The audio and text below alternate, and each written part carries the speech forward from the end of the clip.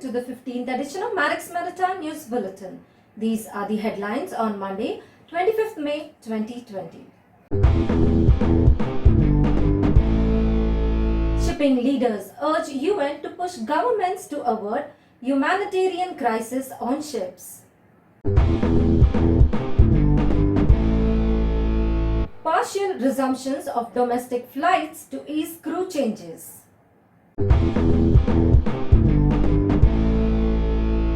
Bernhardt Schulte Claims top spot in crew repatriations.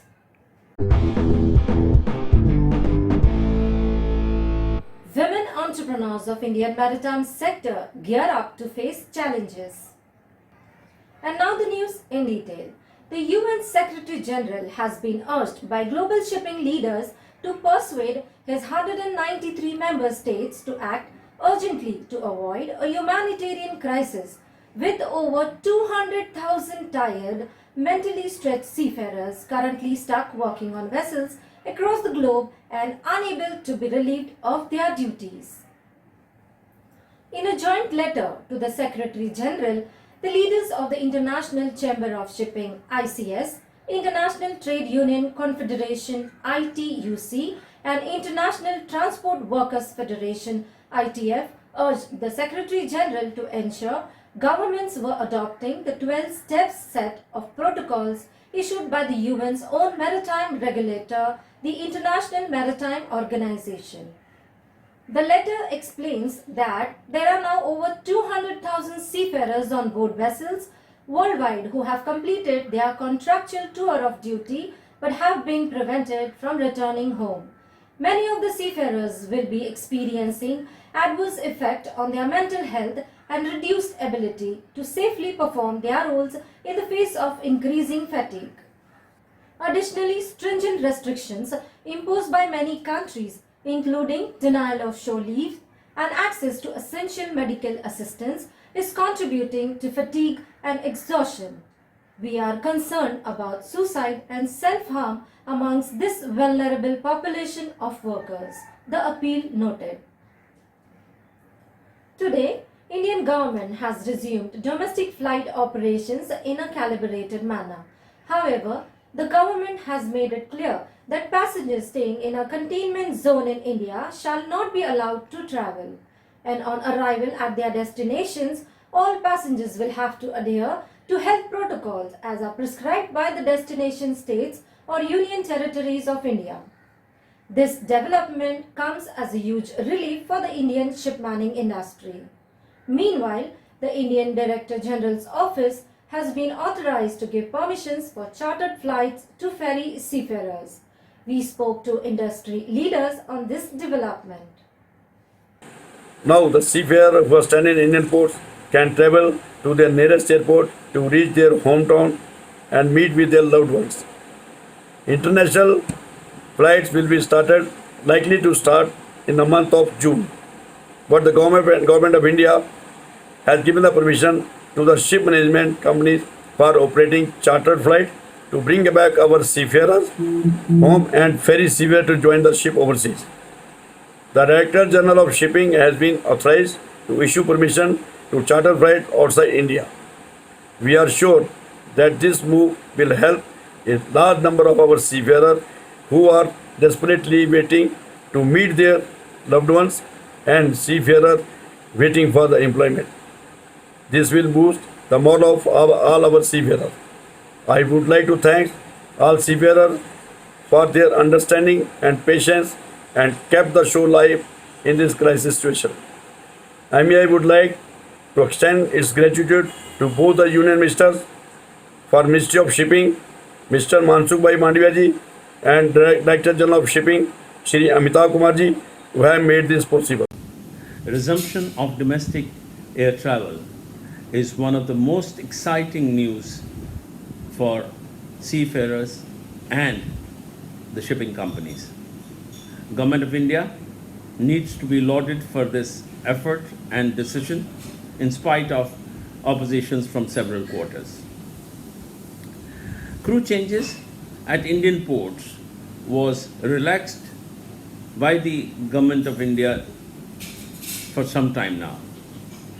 However, due to serious challenges such as excessive travel time, some instances of unsafe travel, humongous cost, did not make this option attractive enough to be taken, and we did not see the numbers that were expected. With domestic travel opening up, will allow for all these challenges to be bypassed, and crew changes at Indian ports will become more efficient and be done in a manner so that it can be well managed.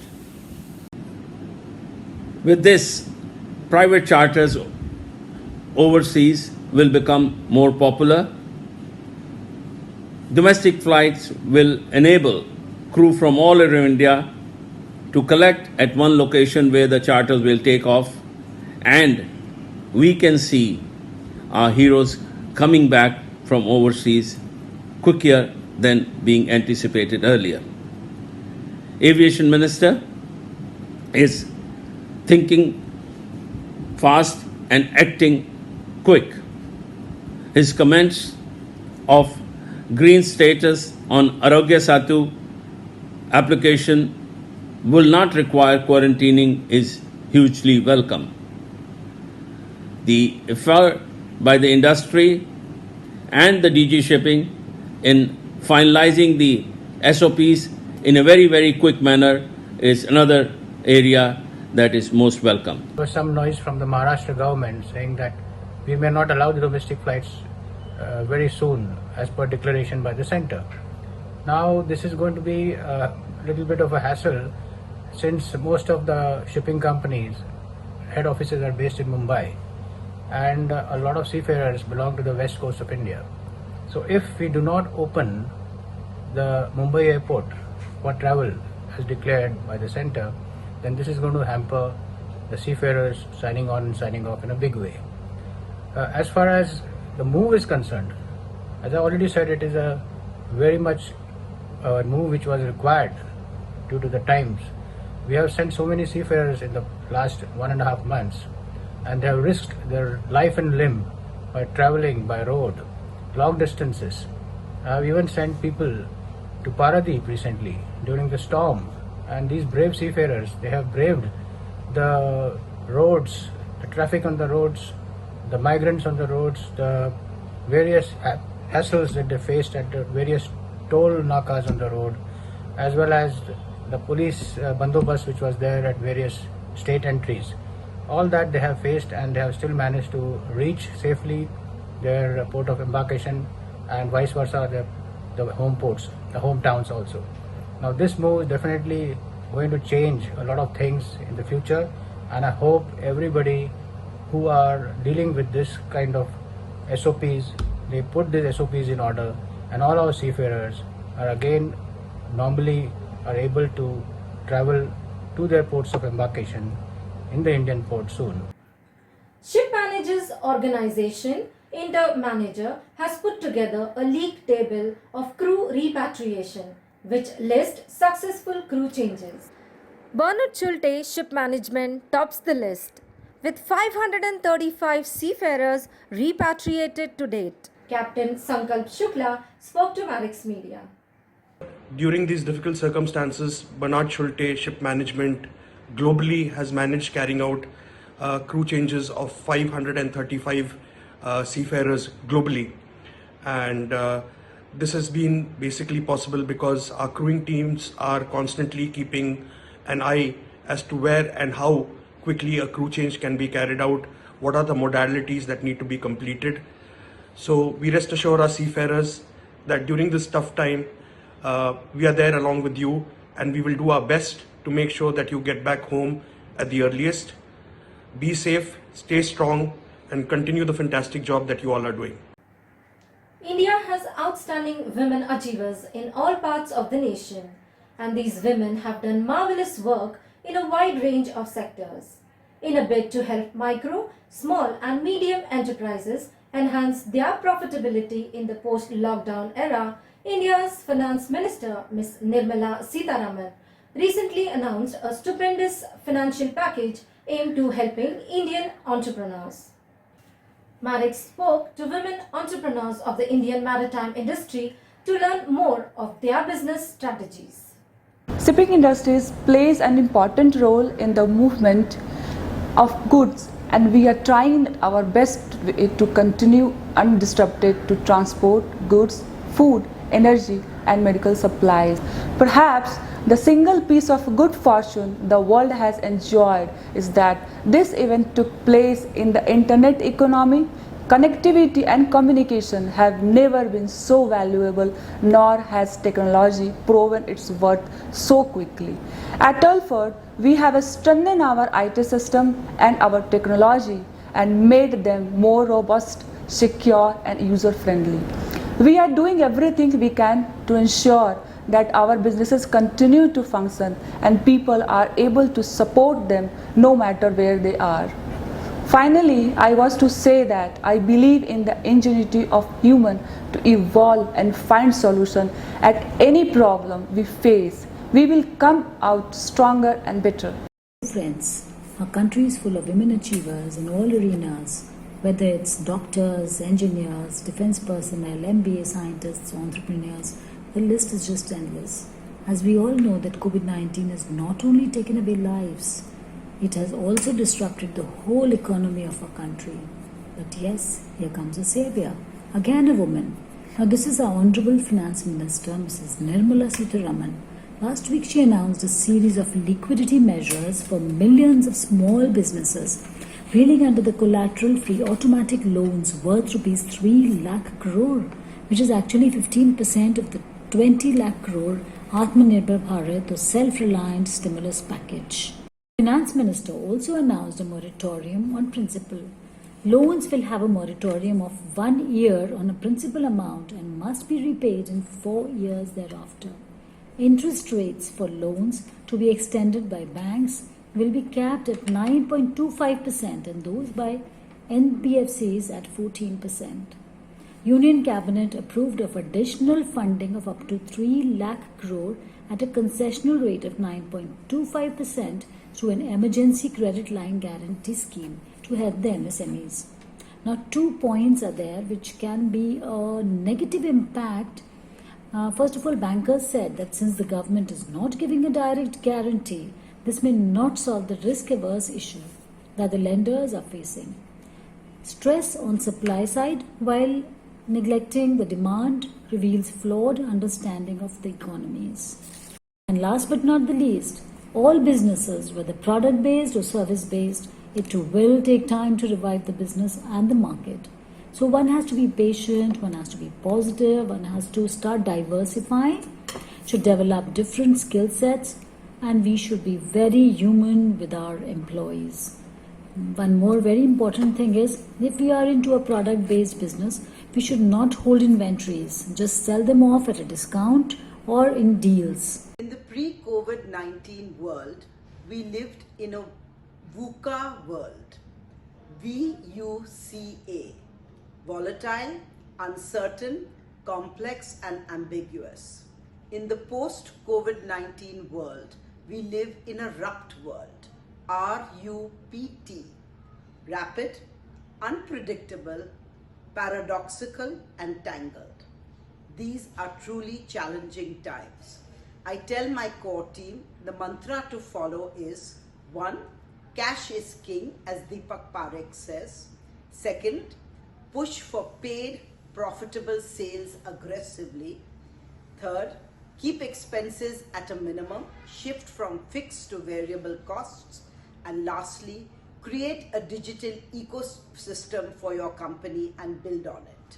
As an MSME to all PSUs, kindly release payment of all our overdue invoices.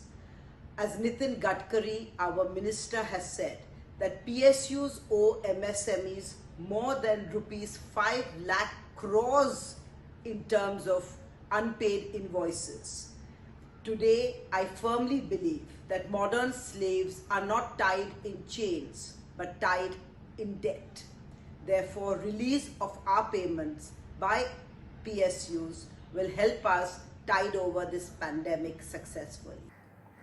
In other news, during the ongoing pandemic phase, handling emotional problems is a huge challenge for families of Indian seafarers, as many officers and ratings are currently serving the vessels on extended tours of duty. Feeling lonely or depressed is also quite common among such families. Mumbai-based physician and founder of Blue Shield Maritime Medical Clinic, Dr. Vijay Belani, gives some tips to fight such stress. In these hard times, uncertain and dark days, which overwhelms all of us, and we have lost control of our lives, it is okay to feel sad, angry, lonely, anxious, detached, stressed, confused, and at times numb. I sometimes feel you are better off than some of my other colleagues and friends in Mumbai who are working all alone from home and have no contact physically with their teams. I'm sure there are times when your coping skills do not match or keep pace with the demands that are being made on you. And this is anxiety. Anxiety could manifest as irritability, obsessive behavior, overindulgence, sleeplessness, or excessive sleepiness, lack of concentration, and avoidance. Solutions are easy, but first you have to accept and not be in denial. It's okay to ask for help. You can speak to a person on board whom you trust, get organized, make a routine, listen to music or play an instrument if you have one, go to yoga, start a hobby which you always wanted to but could not, declutter, and reassure yourself that all will be okay and we'll get over this one time very soon. Please keep active. As I said, embrace technology. Call somebody whom you love, see your loved ones. It'll make you feel good and look forward when you come back. Make a list of things that you may want to do with the family, with your neighbors, with your friends. And lastly, I would say eat well, rest well, put in some exercise, keep fit, and don't drink too much alcohol as it's a severe depressant. In a recent statement released on Twitter, ex-nautical advisor to the Government of India and a senior member of the Maritime fraternity group, Captain M.M. Saghi stated, "It's now or never for concrete and expeditious action on the ground. Let's not wait to lose thousands of Indian seafaring jobs and push frustrated, stranded Indian seafarers over the edge." Marex spoke to him on this pressing issue of crew change and related challenges currently faced by the Indian shipmanning sector. It is estimated that about 100,000 of Indian seafarers have completed their tour of duty and they are overdue for relief by months. That's not good for the shipping, that's not good for them, not good for their mental health, not good for the safety of the ship and also for the environment. Let's understand that seafaring is a tough profession. Once a seafarer joins the ship, most of them work in watches. There are no Sundays, no Saturdays, no holidays. Besides the tough life, these guys also have to face the storms, they also have to negotiate the pirates, and staying away from home. It's like staying in a big plant, a floating plant, a moving plant, 24/7 for months together. The first chartered flight carrying from Italy 168 stranded Goan seafarers landed at the Dabolim airport. All 168 seafarers were screened at the airport and later taken to a quarantine facility at Bambolim in North Goa. NUSI Secretary Mr. Abdul Ghani Saram expressed his happiness at this development. We are all very happy and they have landed in Goa, but a bit of a concern was there when they were being shifted in some places, when they were being shifted in the quarantine facilities. The local public agitated and they did not allow the seafarers to go to the hotels where they had registered.